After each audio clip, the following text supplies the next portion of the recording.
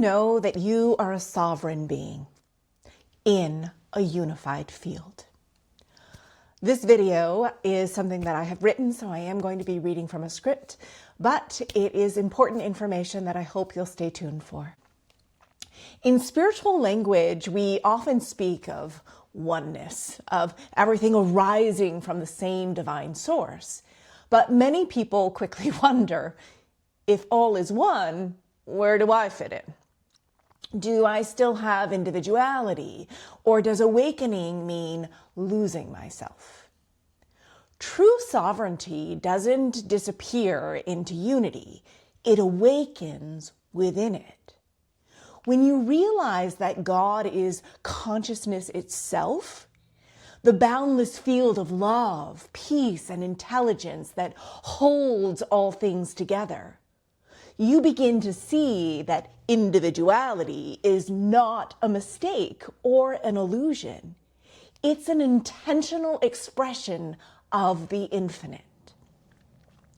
You are a unique note in the divine symphony.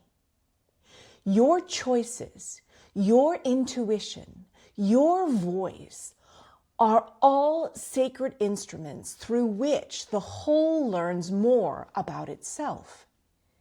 To live in sovereignty within the unified field means to recognize that you are never separate from the whole, yet never dissolved within it either. You are distinct, but not divided. You are whole, but not alone.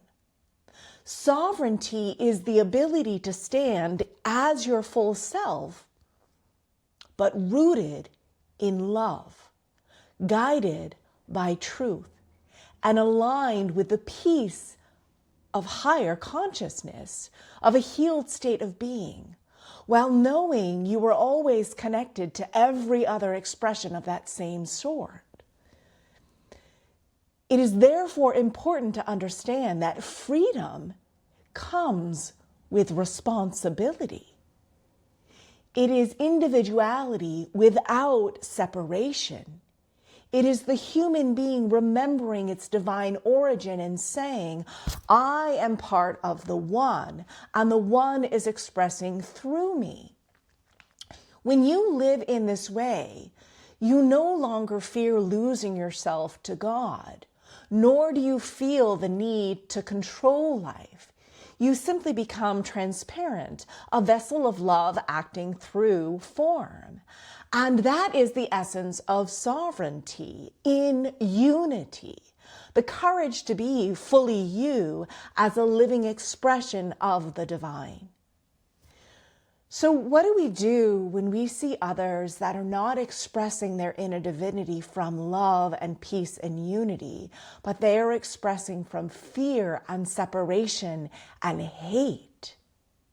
Well, we have to remember they have forgotten their true essence.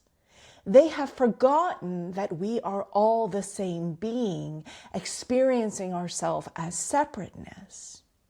So we can't hate them for that. We have to feel compassion for them and help them to remember that they have forgotten that we are all one. That doesn't mean not holding them accountable. It means shining the light on where they have forgotten that unity and calling out that fear and hate and division is not divine will. It is forgetting that all is divine. If you found this hopeful or interesting, or you're curious about learning more, I hope you'll consider reading my book, The Divine Within, Healing Ourselves to Heal the World. It does offer a step-by-step guide of how to develop enough self-awareness to connect with the infinite resource within yourself that is love and peace.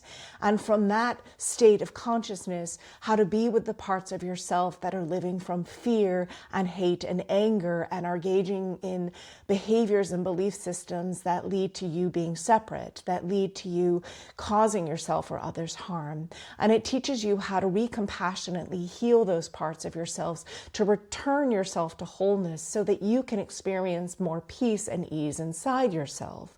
You can only create peace and ease and love in the world if you are experiencing that internally.